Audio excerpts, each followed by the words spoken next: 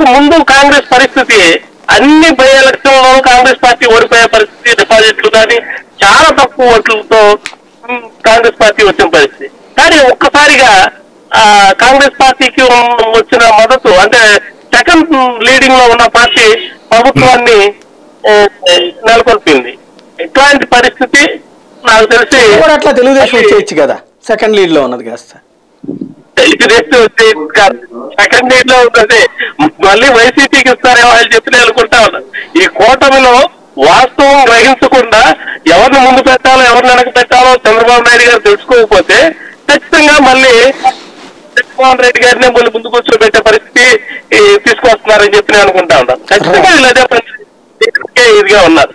Right. Varaprasad గారు, ఈ ప్రతిష్టంభనకి కారణం ఎవరు, తొలగించేది ఎవరు, ఎప్పటికవచ్చు? సాయి గారు, మొత్తంగా ఈ సమస్యకి ప్రధానమైనటువంటి కారణం పవన్ కళ్యాణ్ గారని చెప్పుకోవాలి. ఎందుకంటే ఈరోజు భారతీయ జనతా పార్టీతో పొత్తుకు ముందుకు వెళ్లాలనేటువంటి ప్రతిపాదన తెలుగుదేశం కంటే పవన్ కళ్యాణ్ గారు ఈ ప్రతిపాదన బలంగా ముందుకు తీసుకొచ్చినటువంటి పరిస్థితి ఉంది. ఈరోజు ఈ యొక్క పొత్తుల యొక్క అంశాన్ని కూడా తెరదించాల్సింది కూడా పవన్ కళ్యాణ్ గారే.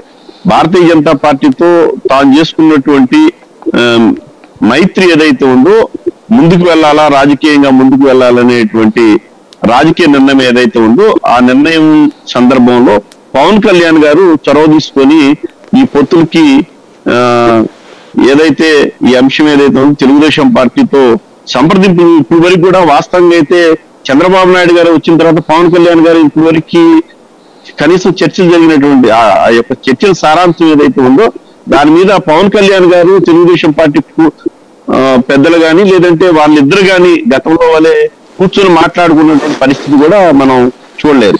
ఈ పరిస్థితి నేపథ్యంలో పవన్ కళ్యాణ్ గారు చొరవ తీసుకొని చంద్రబాబు నాయుడు గారితో చర్చలు జరిపి భారతీయ జనతా పార్టీ కేంద్ర నాయకత్వంతో చర్చలు జరిపితేనే ఈ కథ సుఖాంతం అయ్యేటువంటి పరిస్థితి అయితే కనపడతా ఉంది. మరొక వైపు భారతీయ జనతా పార్టీ తన క్షేత్రస్థాయిలో ఆశావాహుల నుంచి దరఖాస్తులన్నింటినీ సేకరించిన మాట వాస్తవం.